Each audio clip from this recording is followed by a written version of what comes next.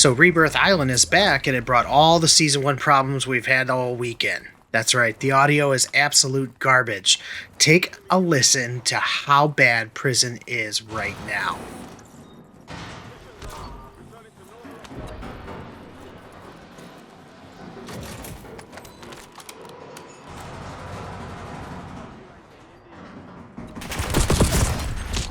It's unbelievably broken. Like, this goes past just whining about the game. This goes past about just talking about issues. Every update we have a major problem, but they're not always game breaking. Audio being missing is one issue in and of itself, and the occlusion through surfaces and how we hear other players is the direct way that the game is played. We react through the awareness of our headset, and we push multiple teams and listen to the indications that they give us through those sounds. Right now, somebody messed up.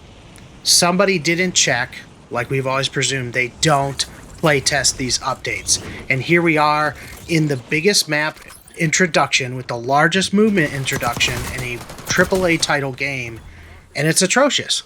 It's absolutely atrocious. The map we know and love in the game that we love is continuing to just spiral out of control. There's so many issues with Season 1, and in this video I want to break down the top 5 that are just game-breaking. And this is not tiny issues. We're not going to talk about just the little details that are missing from old updates and the old Warzone situation. This is the core of the gameplay. The audio, the visual, the pacing of the game, the looting, and overall just the color scheme. They even wrecked Rebirth. Like, the tones of the buildings are off, this washed out pastels. There's no vibrancy, and if you look inside even Control, one of the hottest drops on Rebirth Island, it is all shadows. I don't understand it. I don't understand how we get to a point in the game where this gets released. Push back the update. You cannot see people. You cannot hear them. And the movement is for nothing. It doesn't matter how fast you move or how much you practiced in the brand new multiplayer. It doesn't matter how much you leveled your weapons. This integration is by far one of the worst. It beats Warzone 2 for the worst integration, in my opinion. Even with Ashika Island and the slower pace and the not able to plate while running, I was still able to get kills and capture wins, which we do in today's video clip. I have gameplay from both Rebirth Island and Area 99, but there's no indication that there are people around you, and when there is, there's so much overpowering audio that all you hear is yourself. You hear what you're doing, you hear your reloads, you hear your plates, you hear your loot boxes, and there's a stampede of rhinoceros above you, and you can't hear any of that. And when you integrate new movement at high speeds, you have to be able to hear a pack of 4 pushing you. And if that is not possible, then the core of the game's broken. There's a lot of content creators out making content talking about, well, we just have to, adapt. In fact, that's the slogan of my channel, is to keep building and to keep adapting. But there's no possible way to adapt to the lack of audio. There's no possible way to overcome that. This has to be fixed on a developer level. And I don't normally make videos like this. I normally make tips and tricks videos to better us as a community, as both myself as a player, my team, and the people that watch this kind of content. But right now, I can't even begin to unpack those types of tips and tricks because the game is in such a terrible place. The audio that has been rumored to be repaired it's phenomenal to me that they would continue to push a map out today after a weekend like we just had and then deliver us this. They completely dropped the ball on this one. Some of the other things that I want to talk about are the visuals. Like, how do you take that muddiness that we have all complained about from Urzikstan and really the Warzone 2 era of Modern Warfare 2 and Modern Warfare 3, and then infuse that into this bright, beautiful map. Now, I know it's not as bad, but it's there. You can see in today's integration of bringing Rebirth back, they changed something in the color palette, which is completely wrecked the visibility. You can't see people inside of buildings very well. You can't see any skins up against cover, like looking at the player that's right up here against the wall. Like, there is no visibility if it were not for the muzzle flare there from his gun. Absolutely ruins the game. The core, the 5 pillars that we talk about on the channel all the time are aim, movement, awareness, game sense, and strategy. Those first 3 things right now are very, very discombobulated. Movement is a new mechanic that we're learning how to do, and while there are some really awesome parts to it, if you go 1-to-1 with Nuketown right now and just switch back to Black Ops 6 and test it, that is not the same movement.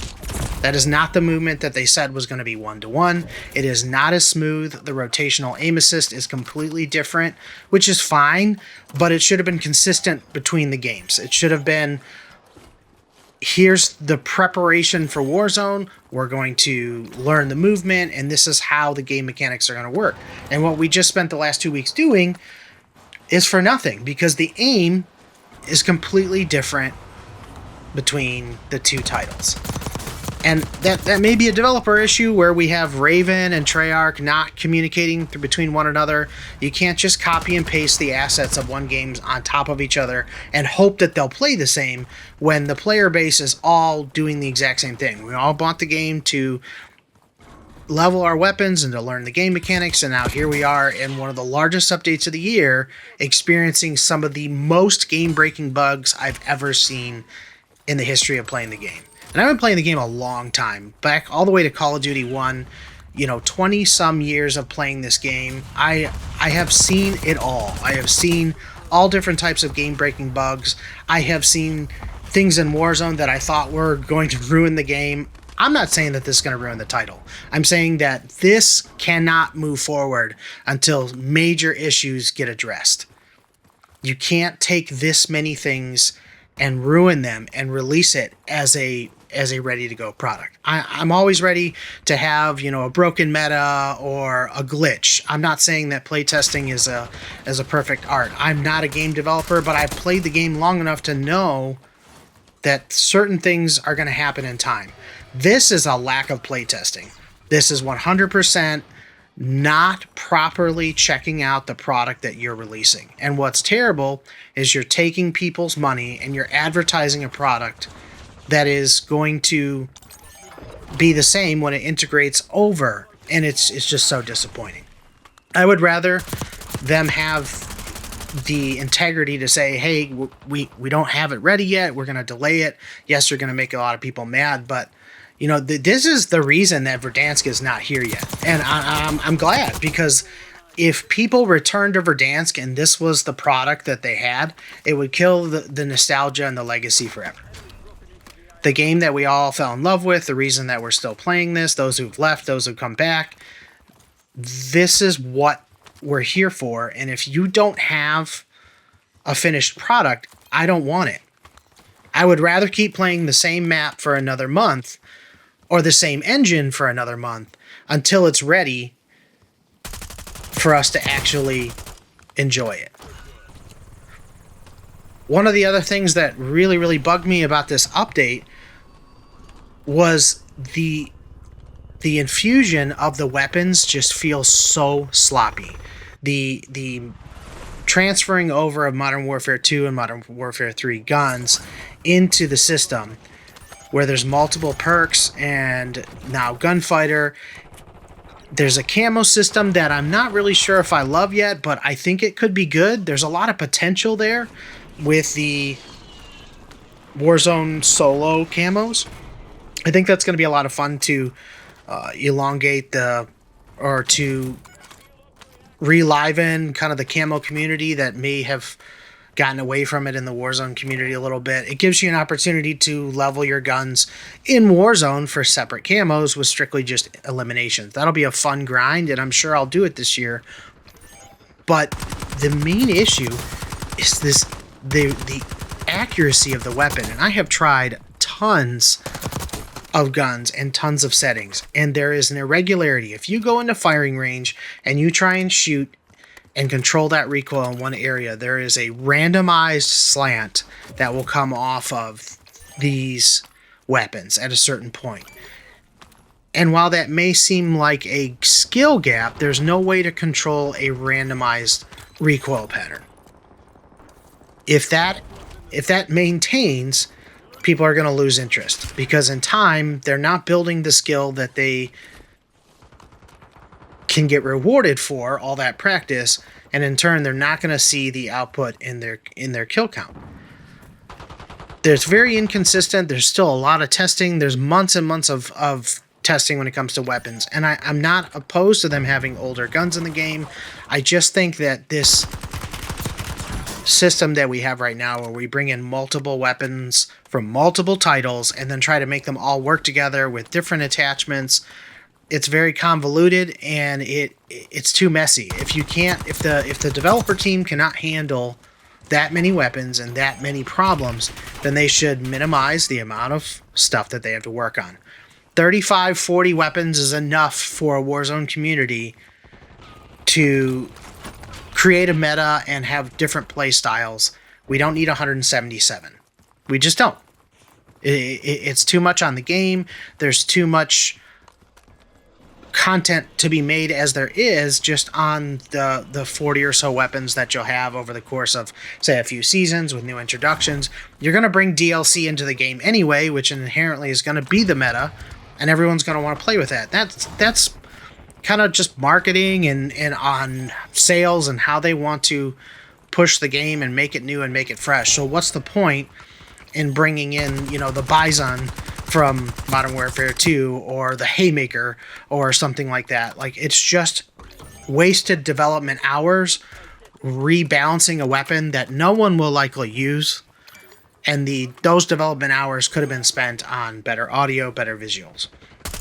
The Omni movement is both an awesome and a terrible inclusion into Warzone right now. The movement, we all really seem to like it. I haven't talked to too many people that have a problem with the actual movement.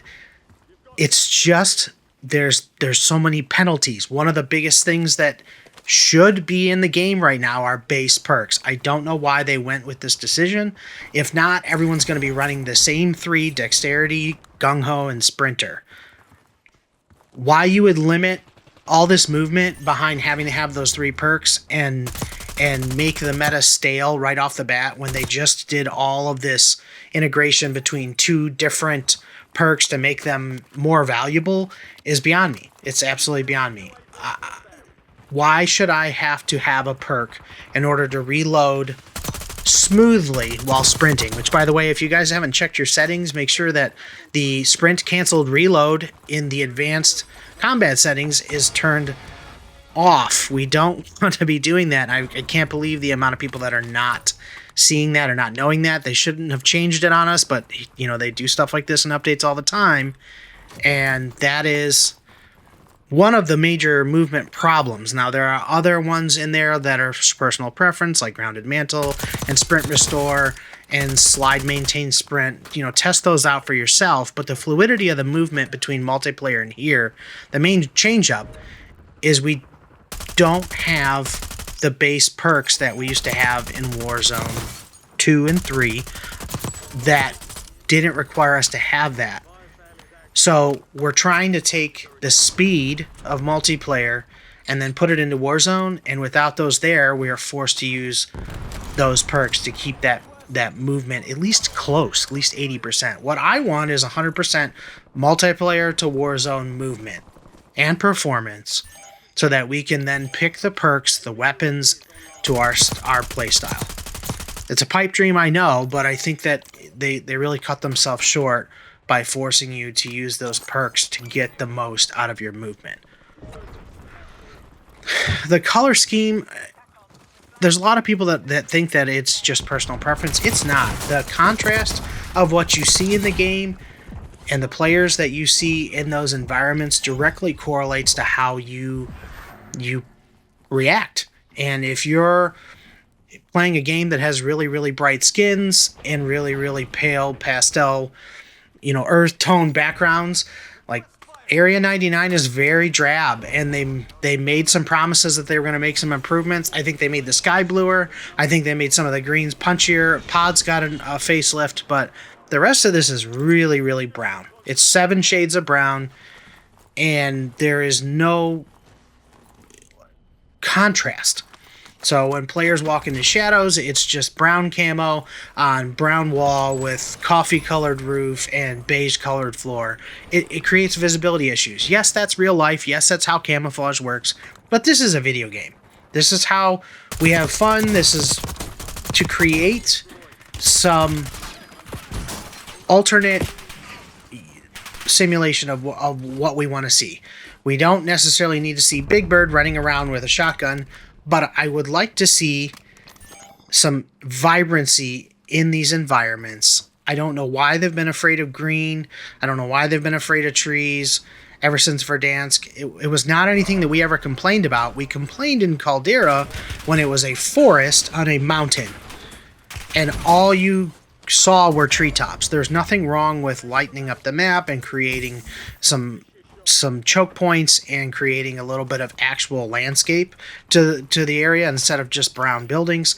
I know that those things all correlate to performance also. So I'm sure there were some decisions on that side, but the main problem I have with the direction they're going is the color scheme does not support high visibility in the majority of cases. One of the last things I want to talk about is the procs chat.